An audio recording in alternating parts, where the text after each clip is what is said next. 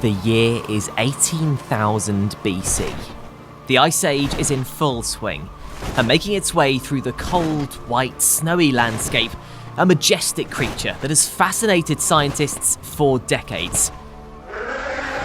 The woolly mammoth. Now, around 4,000 years after it went extinct, scientists today are planning to do something extraordinary. We are going to bring back the woolly mammoth.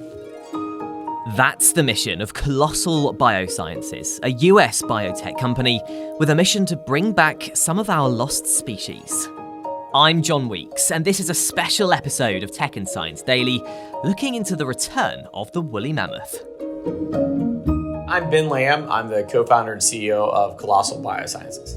Ben co-founded the company alongside top American geneticist George Church, who, together with a team of top scientists, are using groundbreaking gene editing technology to bring back some of the creatures we've lost throughout history. Now, I know what you're thinking. Bringing extinct ancient creatures back to life. Where have we seen this before?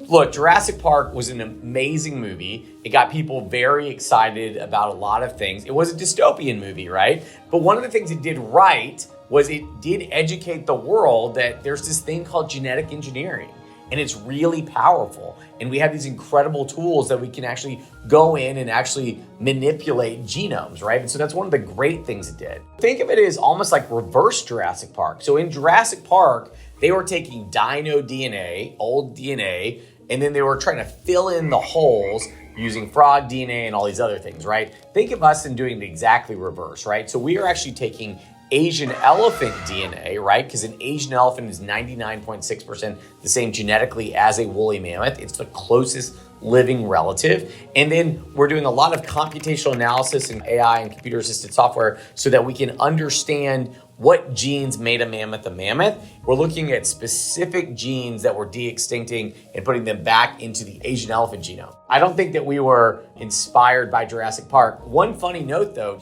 in Michael Crichton's original Jurassic Park, there's a DNA sequence. That sequence is the same as George Church's from his original research. And so I would argue, if anything, George Church's work inspired Jurassic Park, not the other way around. But with any new scientific endeavours as big and as ambitious as this, you're going to get your critics, right? Ironically, one of our biggest critics when we launched was Beth Shapiro. She joined as chief science officer 2 weeks ago. And that's because we spent 24 months with her understanding her feedback. How can we do things better? Beth is arguably top 1 or 2 in the world in ancient DNA. I am Beth Shapiro, and I am Colossal's Chief Science Officer. So when Colossal talks about de-extinction, what we're actually talking about is resurrecting key phenotypes, key traits of these extinct species. We can't bring back something that is identical in every way to a species that used to be alive. But we can, using technologies that are available today, resurrect some of these behaviors or the way an extinct species might have looked or acted.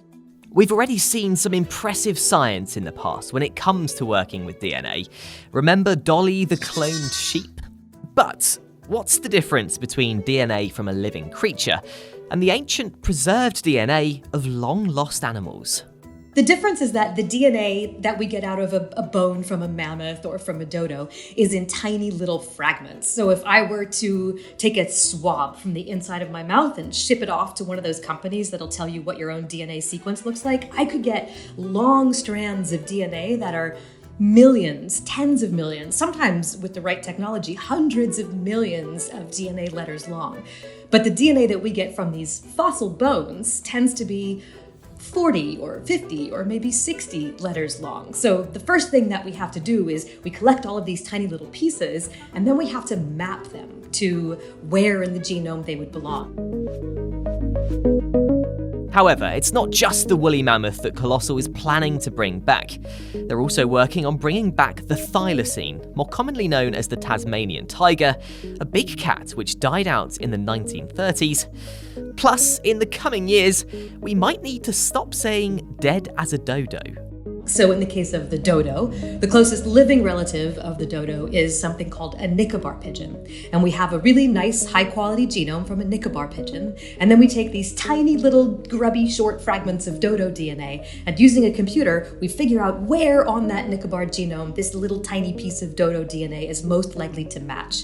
And then we do that billions of times until eventually we've built, kind of using a scaffold, what the dodo genome looked like.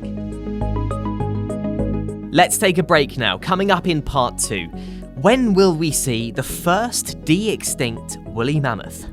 What I will tell you is with 22 months of gestation for mammoths, it was most likely not the first species that will be born. The only date that we've set out there is